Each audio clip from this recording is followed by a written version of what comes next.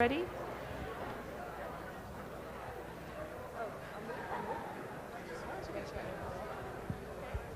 Great. So welcome to the 2015 John Molson MBA International Case Competition. My name is Margaret Novak and I will be the coordinator for the presentation of Nanyang School of Business from Singapore. First, I would ask that everyone please turn off any electronic devices and cell phones. I will now kindly ask our distinguished judges to introduce themselves. Good afternoon. My name is Diane Béliveau. I am from Export Development Canada. I'm regional district manager for Eastern Quebec, based in Quebec City. François Giraud. I'm president and CEO of Novic. We do plastic parts by injection molding.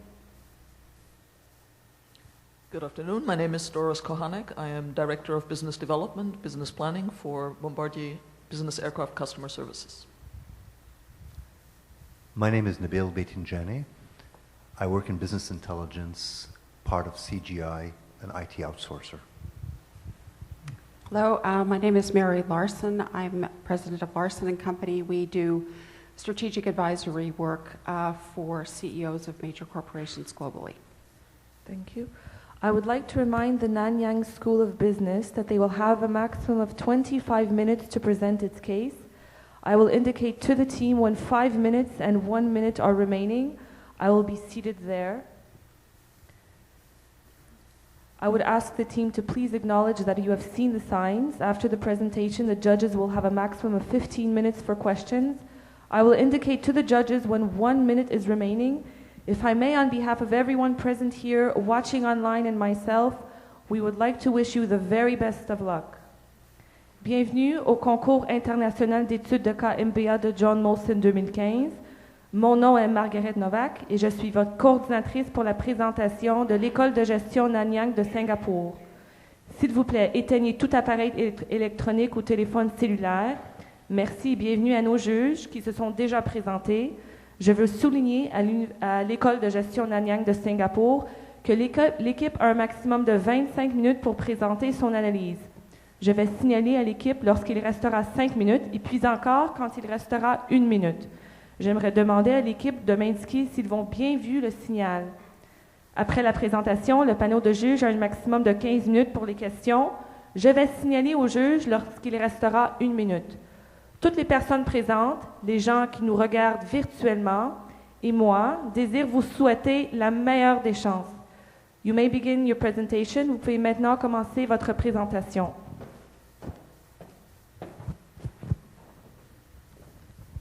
Respected members of the board, a very good evening to you all, and thank you so much for taking the time to come down here today. We're from the Nanyang Consulting Group. My name is Ashwati Suresh, and my colleagues with me today are Sunitha Vijayasingam, Jonah Wong, and Corey Reed. Very recently, your company had approached us and asked us to advise it on identifying key markets for its current expansion strategy, and also on identifying a strategy for its future business growth. Today, we're very pleased to present our proposal on the same. This is how today's presentation will flow.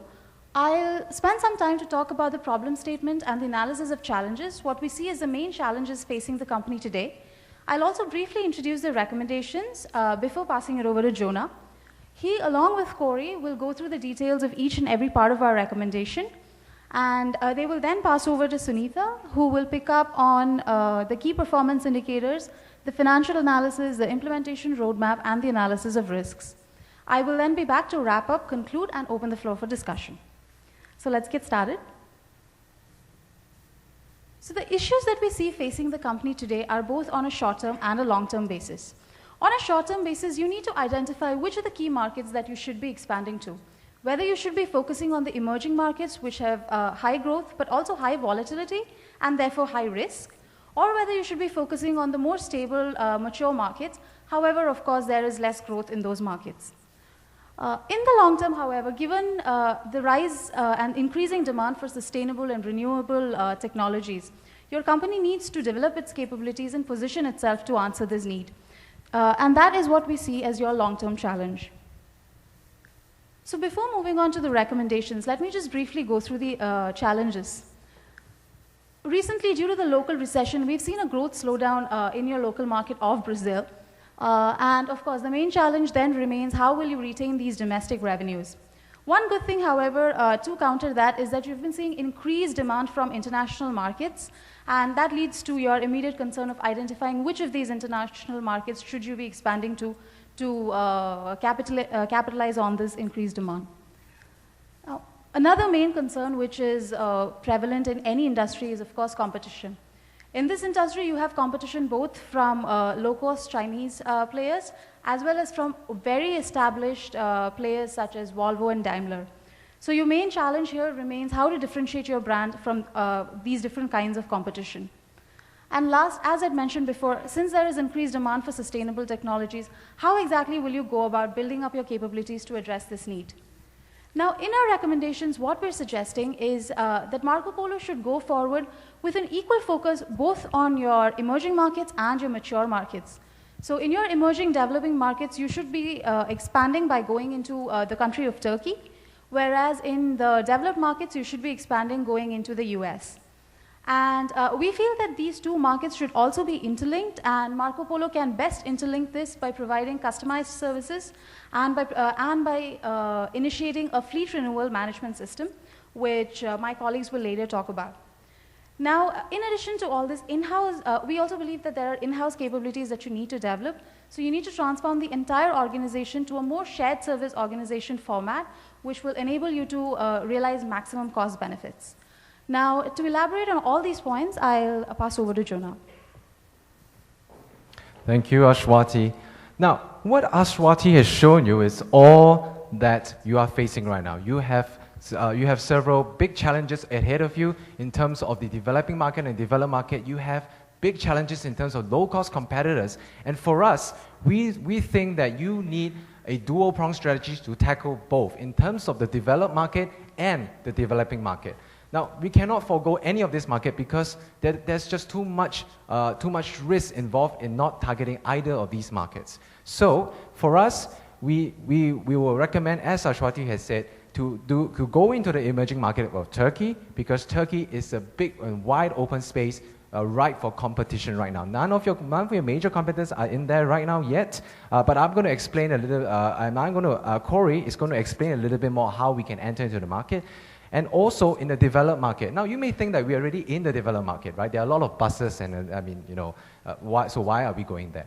Now, remember, what is your key capability? Your key capability is the nimbleness to provide low-cost customization to your customers.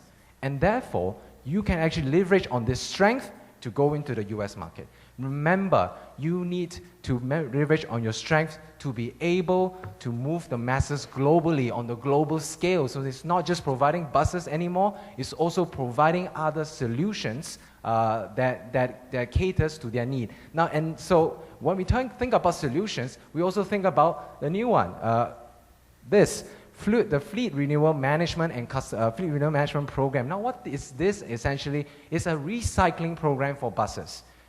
Airlines do it all the time. You know, the airlines that you're flying on, the airplane you're flying on is not necessarily a new plane. It's a refurbished plane.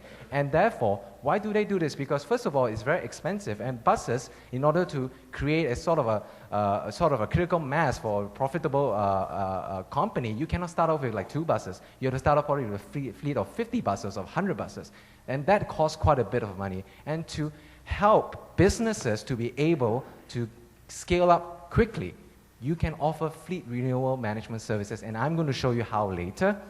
Third, we talked about how you need to look at your own organization, how you can optimize your own organization effectively to be able to take care of any cost increases in the future, which is currently happening right now because of the downturn of the recession. Costs will be going up. Therefore, we thought about how we can promote Marcopolo as a shared service organization. Now, what essentially this is streamlining the operations, the duplicating resources that the functions in each of your organizations, in all your subsidiaries or in all the countries. For example, like finance and accounting, they can be shared. So I will also talk about how you can streamline your whole organizations in such a manner. Now, first, we also talk about some alternatives in this. We have a few. I mean, there are things like, well, what do we do? Maybe let's not expand. Let's consolidate our own resources and just try to do things better. But you know, your competitors are moving very quickly, and this is not the way to go. We have also considered many other things. For example, outsource non-core functions. But then, what if you lose control? So based on all criteria, all the metrics that we have down there, we found that establishing the SSO, expanding into Turkey, and expanding in the US is the best way for you to move forward. Now, let me do a deep dive into the fleet renewal and customization management. What essentially this is, we want to meet the surge in temporary demand. Now, for example, you have a temporary demand that is going to come up in the Rio Olympics in 2016. But when this, you know, a lot of companies may go there, just buy the buses and try to meet the demand, but what happens after that? Where do the buses go? You know, these are sunk costs that many companies will not be willing to undertake. And therefore, you mitigate their risk by providing fleet renewal management services like loans. I mean, you refurbish old buses and lend it to them, and so on. Now, there are new customer requirements as well, because more and more customers want clean and efficient green buses, and they want luxurious offering. They want Wi-Fi, they want a lot of things on their buses right now, and your customization, your customer expertise right now can meet that. But of course, you need to scale up in your technological offerings, which will also go on into what you need to do. Third, the need for speed and flexibility to cater to the product offering. You are small, and that's an advantage actually. You know why? Because you can chop and change and do a modular offering in your operations, and to be able to meet customer demands. And that is a full customization that most of your large competitors cannot meet or cannot do quickly, and you can. Now, you need to also leverage your current network and knowledge to form an experience curve. What essentially means this is learning effects. Your developed countries, the companies in developed countries can teach the new emerging markets, the new emerging companies in these markets in order for them to scale up quickly. So it increases the scalability of the business and also shorten the learning curve that they have to undertake in order to become a profitable business. Now, how do we do fleet renewal and customization? First of all, to set up a center of excellence. Now, you already have an innovation center, but it's more tech-focused. The thing is that a center of excellence actually involves much more than tech. It involves operations, involves HR, involves a whole streamlining, even to company culture, a whole new ball game that you have to know how to do in order to implement your organization worldwide. And therefore, it encourages sharing knowledge of all subsidiaries, sharing knowledge in all subsidiaries, and creates a good communication channel. It creates a good link between technology and the rest of the operations of the company. It creates the link and the relationship. Now, how do you do that? You launch it first in current markets, because that's where your innovation center is, and then expand to the global markets. And then, what do you do with the product offering? You focus on your customization business in the US, because the US the Americans, they have a lot of different ideas, what they want in their buses, and they are that's the perfect market for you to go into first, because there's already demand for it. And you need to also cater to diverse geographical requirements. What if you go into Turkey and the bus, they say they need more space for the farmers to put their equipment? You can also cater to that, because you have the expertise already in customization. So, what is this about the shared services organization we're talking about? First of all, it's a consolidation of non-core business functions. We believe that business functions such as finance and accounting can be consolidated in a SSO. That means they can be shared among all your other companies around the world. So you just have one of these offices catering to the needs of the worldwide offices. So what does this give you? It gives you flexibility and also HR optimization. You don't need so many people to run the company right now, and gives you cost savings. How do we do it? So first of all, you reduce the duplication across your geographical and product groups. Look into your company, look into how you can streamline the operations in terms of manpower first, and then also and then what they need, what they do in their day-to-day current business. Number two, flexibility. So what do? You help grow overseas markets in order to lower your capital investment that's later required to go on to new markets. what this does is that it actually links the renewal of management services between the geographies of each of these offices. Okay, so this gives you cost savings because this gives you the economies of scale for you to scale your operations into other possible that is spread across all your geographical offices, and it optimizes staff. The number one cost in all organizations is HR. So if you optimize HR, you are optimizing your business. Therefore, Marcopolo, as the SSO, will also allow consolidating of the resources across the various geographies that you are currently already operating in. So how are we exactly doing that? First of all, you identify the services, and then you develop the SOPs and select the locations, and then you cross-train the staff. Now, very important, you need to train your staff sufficiently in order to do this, because this is a whole new thing for them. They haven't experienced this before. And therefore, you need to put in metrics in place to monitor the cost reduction that you want to achieve. Metrics are very important as well. You know, you can't do it without measuring anything. So, let me talk about. Let me say that the cost reductions must be consistently monitored, maybe via auditing, maybe via a set of KPIs that you need to put in order to ensure the viability of the SSO. Now, Corey will take you through our strategies in the emerging markets. Thank you, Jonah. So if we look at the emerging markets, the country we've selected being Turkey, we know there's a lot of industrialization there, right? We want to capitalize on that. The infrastructure development taking place is increasing at a rapid pace.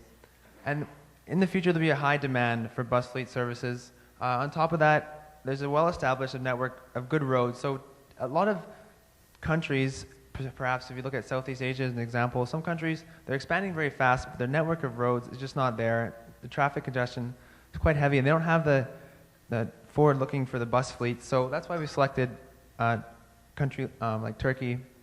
Another key reason is the interlink between markets. So here we're looking at between Europe, Asia, and the Middle East, of course. So this being a key point. So as my colleagues have mentioned, we're talking about developing those links between developed and developing markets, and this country serves as a key area for this. So how do we want to do this? We want to leverage on your expertise of expanding into different markets using joint ventures. So in the past, as we discussed, you found that starting up from the ground up has been quite difficult. So you've gone with the joint venture model. So we want to increase this capability by looking in Turkey. So initially, they'll have to identify key partners based on market research, and then negotiate to enter into 51-49 agreement so we can maintain control of the joint venture. And we want to look at, on top of that, once it's set up, a very key point of the cross-training we've mentioned is a secondment of Marcopolo employees so they can develop that integrator role that's key for a lot of these international companies to move across markets. And then the sales will be through the partners distribution network, so that limits our logistics cost. And on the right, we have the selection criteria we're looking at. So this includes manufacturing in terms of the chassis or trucking. And then there's also local market knowledge, which is key. That's just the main reason we won't be able to start our own company there. And then another key is culture fit. So as we've seen in India with Tata, we've approached companies before that, but we didn't have the right fit. And in today's market, the culture is very important. And the next, look at a couple more. So the market share, of course, will be taken into consideration, and the reach of their distribution network. And then, of course, the financial performance, make sure they're on the cutting edge and make sure that they're looking to grow across that country and internationally. So we feel if you consolidate the position in the Turkey market, it's with the joint venture, of course, it'll really able to leverage your existing capabilities to expand in a new market. And then how are we going to monitor this? How will we make sure that this joint venture is running as we want? So a few criteria we have is the number of buses sold, so the number of revenue that they've been making, or for their component parts, like for example, percentage of distribution network, so just make sure to see how covered it is compared to their employees. And then the number of employees seconded. So this, as we mentioned, this is key to help with the cultural fit. So we want to make sure that the right amount of employees have been seconded.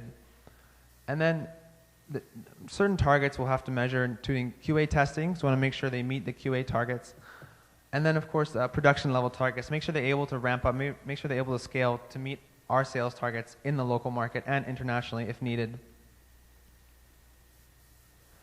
So then looking at the other side of the link, as we've shown in the recommendations, we want to go in Turkey and then utilize the link of the feedback, or sorry, the renewal management, and take it to a market like the USA. So the renewal management service and customization, if you're able to leverage on that experience, you can take knowledge from a developed market like in the USA, where they're working with partners such as Navistar and San Marino to develop some very cutting-edge technologies, not just like fuel technologies or products, but they're also looking at the transport management system. So this will help mitigate the rising oil costs and also any sustainability and environmental concerns, because these aren't just for developed countries. A lot of developing countries are looking for the technology that has been in developed countries to use in their own, so they can keep the lower costs down.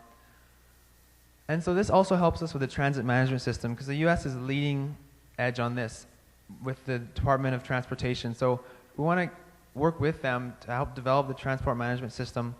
And you might be wondering, because of course Volvo has already developed a similar system or is developing a similar system, but they don't have the same global reach that we have. So we can develop our system in a market in the U.S. where there's a big need for it to reduce traffic congestion and thus of course costs, the governments. We'll be able to utilize this globally in a global reach to really give us the advantage. And then this is a long-term service, so we're focused on the fleet renewal and customization service first. But once you have this and you've developed your center of excellence, as Joan has explained, then you can build on that and add capabilities such as the transport management system. And now I'll pass it on to my colleague Sunita to carry forward. Thank you, Corey. So my colleagues have gone through a number of recommendations for you, and in order to achieve certain targets, we've actually set in place some key performance indicators as well. Now, with regards to the fleet renewal, the date of launch of the fleet renewal project is critical to meet. And in terms of selecting key accounts to actually sell your customization packages to is also key. So sales performance indicators are critical to ensure you keep in line with your revenue targets. The next one is shared services organization. The key aspect of actually establishing a shared services organization is actually your cost reduction. So ensuring that you keep to a percentage cost reduction every year moving forward as you grow and consolidate your key functions. Third one, on the Center of Excellence. Now, we are looking at really implementing research projects and scaling that up to implementation phase. So moving that project through the pipeline will be a key way to actually estimate the success of your Center of Excellence. And when entering new markets in Turkey and US, once again, we will draw back on your sales performance targets to ensure that you're meeting and hitting KPIs in terms of selecting and engaging with new accounts as well. So just before I go into the financial analysis, I just want to highlight a few assumptions that we've made. Firstly, growth in current operations. Now, we have projected a slight increase in growth from current operations just due to sporting events. And also, an increase in sales performance across the years would also increase your revenue. The joint venture in Turkey, as my colleague has mentioned, we are looking at a 51% split in share, and your revenues would accumulate accordingly. And lastly, your fleet management and services implementation. Now, we estimate that your profit margin, due to you moving to a more services as a consultancy model, would actually increase greatly, moving to about 70% profit margin as well. And it's in line with your goals in trying to increase your profit margin across the years. So just a quick snapshot on the financial analysis. Well, looking at the figures, we have estimated, your fleet renewal management services increasing greatly from 2017 onwards when you have your training and staff in place as well. We are also looking at cost savings from the shared services incrementally increasing as well. And looking at the costs, initially, there will be a setup cost impact on your statement in Turkey. Even though this is a joint venture, we do anticipate, sending training staff over to, establish market research and setting up of equipment in Turkey as well would definitely increase costs for you. However, we feel that you will recoup this cost moving forward in terms of the increase in the number of buses sold in Turkey, and also in terms of the cost of operating expenses will go down thanks to your center of operations. So just very quickly, looking at the profit margins, we do estimate that the profit margins would actually increase tremendously moving forward. And this is really because of your move towards incorporating a center of excellence and a services model. The profit margins on a services model is really much higher than from manufacturing alone. Just a very quick snapshot on the implementation roadmap. We've highlighted a number of recommendations for you, and it's critical to see when you actually need to implement these recommendations. So firstly, from the get-go, we're actually looking at market research, fleet renewal, and consultancy. So market research to actually establish the core markets you want to, core accounts you want to select and enter into. You're also looking at, identifying the key functions, as my colleague has mentioned, in terms of establishing a shared services function. We want to establish key core functions that you can actually pull out and separate out. And also identifying a joint venture partner in Turkey. Now, in phase 2, what we're really looking at is ensuring that your current services or your services, fleet management services are actually in operation, and you're engaging clients and bringing in revenue. You're also looking at making sure your shared services SOP has been established and you've consolidated these functions and are currently running it as a group services. And lastly, we're also looking at the setting up of the infrastructure and the secondment of employees as well. So in line with all these implementation roadmap and the recommendations, there are a number of risk factors that we feel that you should be aware of that we've highlighted, and also a recommendation in terms of mitigation strategies. So firstly, now employee turnover due to relocation of shared services offices. Now that would be a key question in your minds. When you have a shared services organization, there might be some move in terms of your employees or a turnover in that sense. However, we feel that we would optimize this by making sure that packages in place, moving your employees around, and with the growth of your operations, we can actually relocate some of your employees as well. In terms of competition for low-cost Chinese players, we're looking at increasing production at Tata facilities, and also, one of the key concerns could be a loss of original focus, and then we actually really want to expand on your core competencies, and your diversification to reduce market volatility risk is also critical. I'm just going to hand it back to my colleague to sum up. Thank you. Now, Marcopolo has always had that vision to be the #1 player in any market that it enters, and we feel that the plan that we've outlined today will be essential for you to achieve that. We hope the board agrees with our proposal, and we'll now like to open the floor for questions. Thank you so much for your time and your patient hearing. Thank you.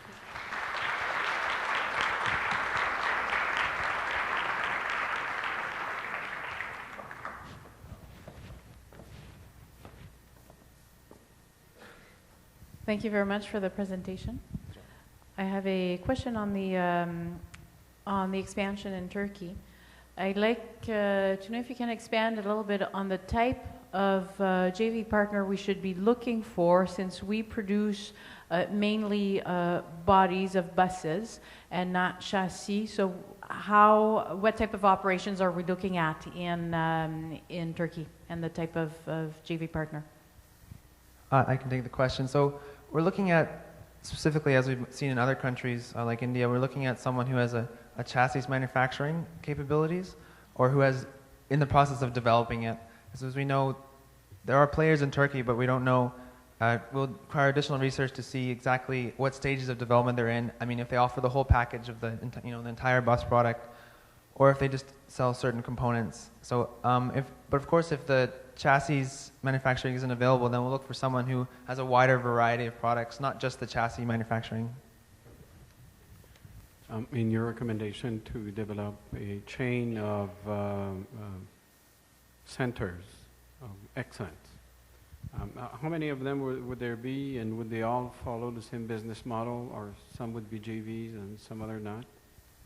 Let me answer that. For the Center of Excellence, is actually just one. One Center of Excellence managing, sharing knowledge, sharing expertise with the rest of the organizations around the world. So therefore, this is also a form of streamlining costs, because opening various so-called center of excellence doesn't seem like really a center of excellence anymore, because it's just a knowledge hub for the local companies. So the whole idea of the center of excellence is a consolidation of expertise, consolidation of technology, consolidation of ideas, and also the know-how to implement in various markets. Thank you. On your shared services organization proposal, the numbers don't really look all that compelling. Yes, we would get some cost savings, but wouldn't that present a pretty huge risk to our corporate culture? You mentioned retention risks and so on. Like, is this really the right thing to do? In terms of the corporate, in terms of the risks involved, we actually have budgeted a significant amount into training and development. In terms of, things that we train is not only the deployment into new functions or the shared, in terms of the shared services, and maybe deployment into geographical location, but we also focus on the learning and development of the company culture. The singular culture that must be implemented through all the other organizations around the globe, and we believe that with a unified culture, we can significantly mitigate the risk associated with that. Thank you. Going back to Turkey, you talk about developing Turkey because of proximity to Europe and the Middle East.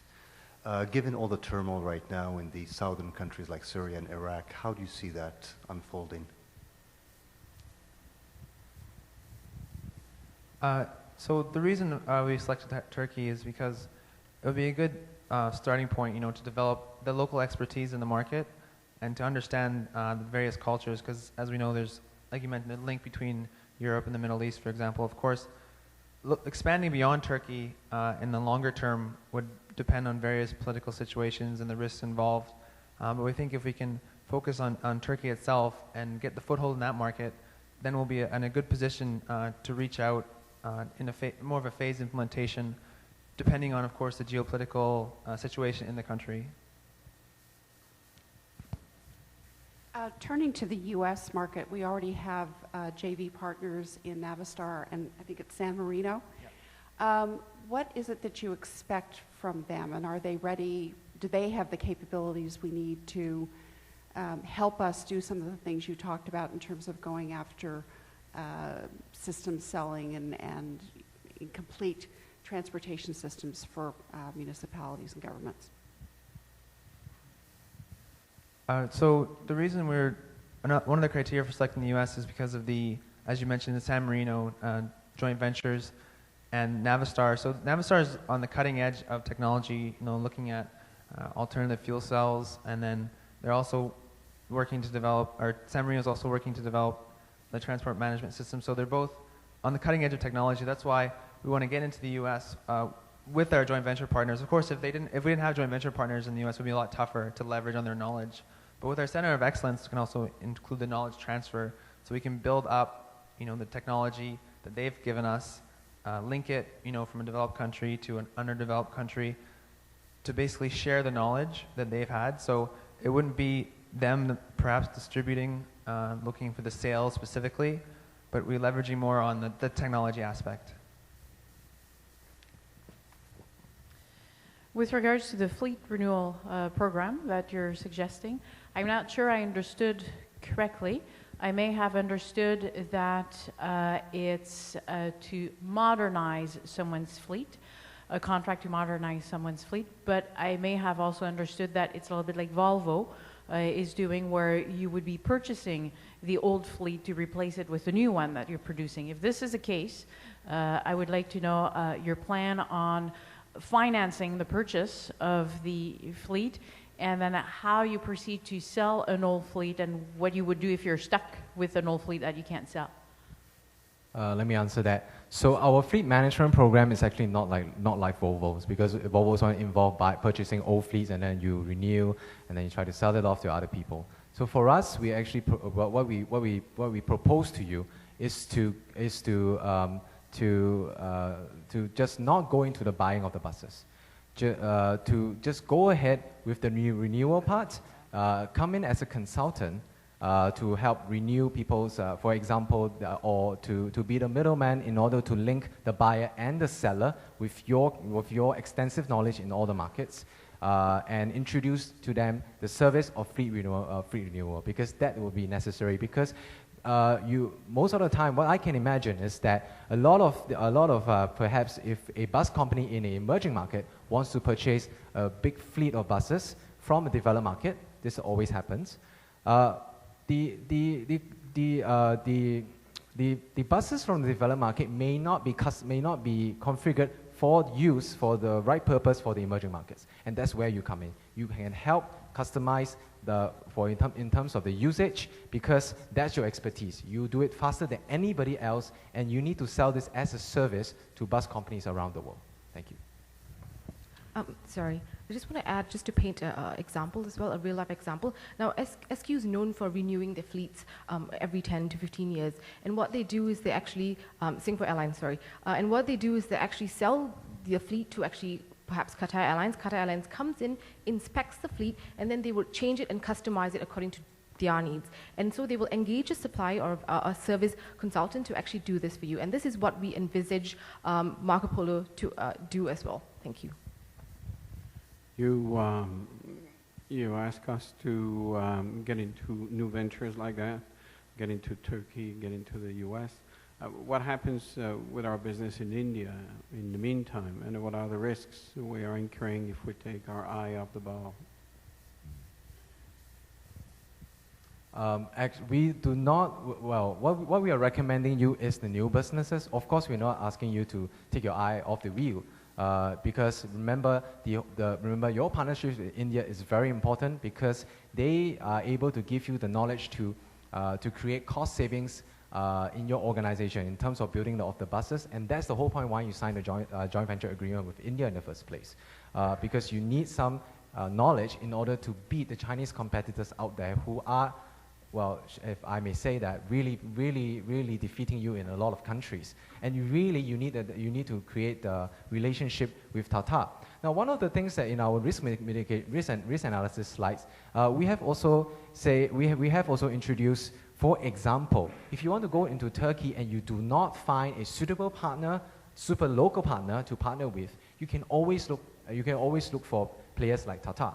Because Tata is already in the country itself, but one of the things is that because they are pretty new in the country, perhaps you may need to delay your expansion plans by a bit by fully exploring the market, do your market research, do your due diligence before you actually launch into the Turkish market. But Tata is still your number one partner in many places because of the cost savings they can provide to you. Thank you.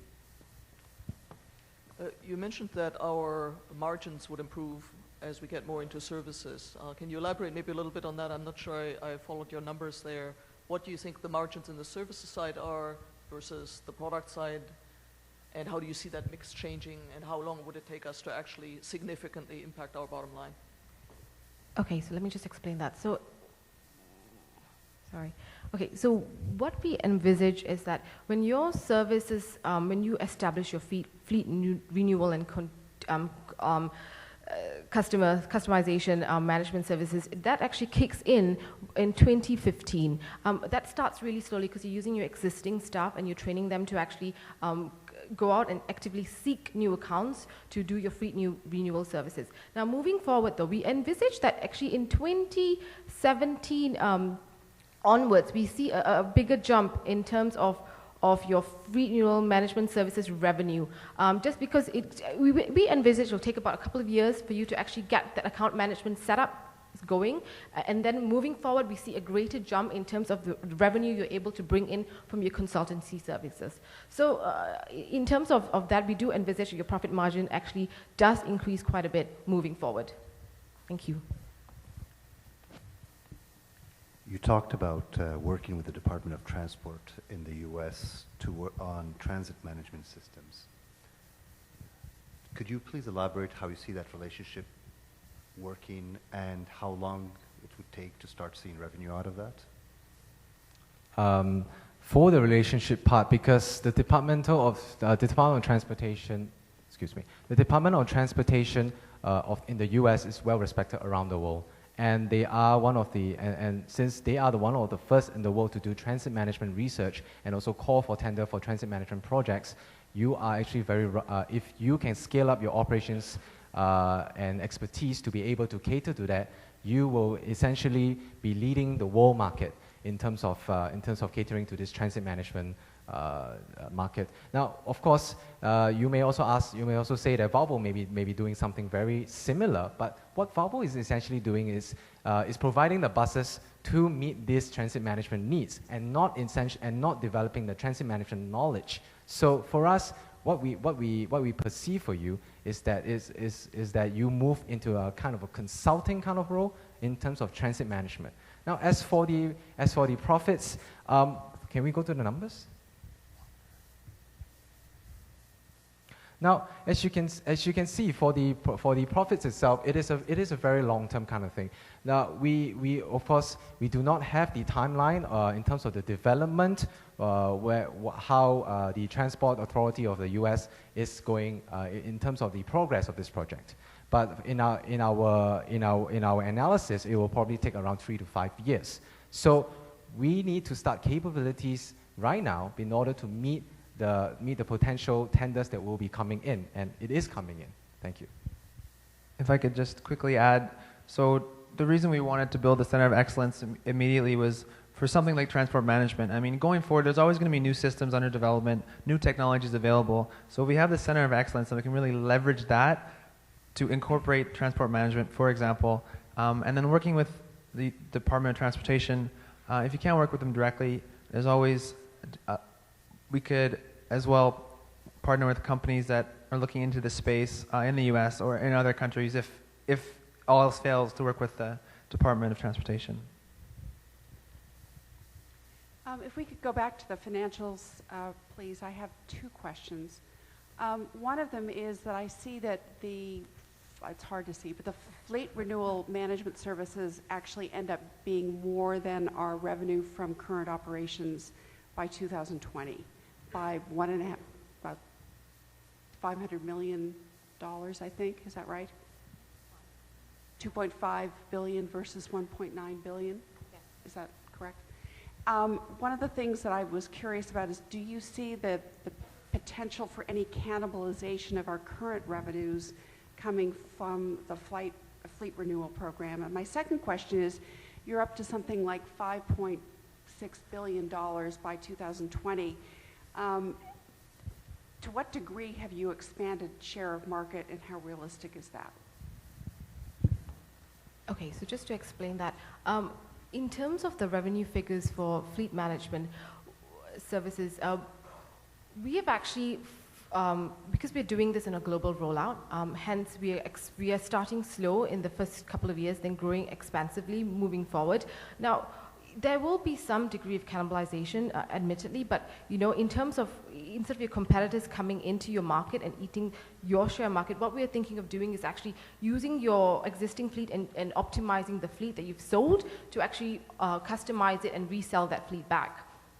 So that we envisage as the profit sharing going up. Now, in terms of the market share, we've actually Time's up. Thank you so much. Sorry, let me just finish up.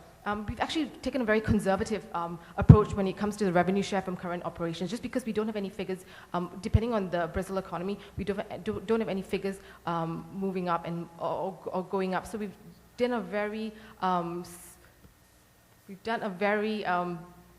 slow increase in terms of the margins going forward. Thank you for your response. Thank you very much. Thank you.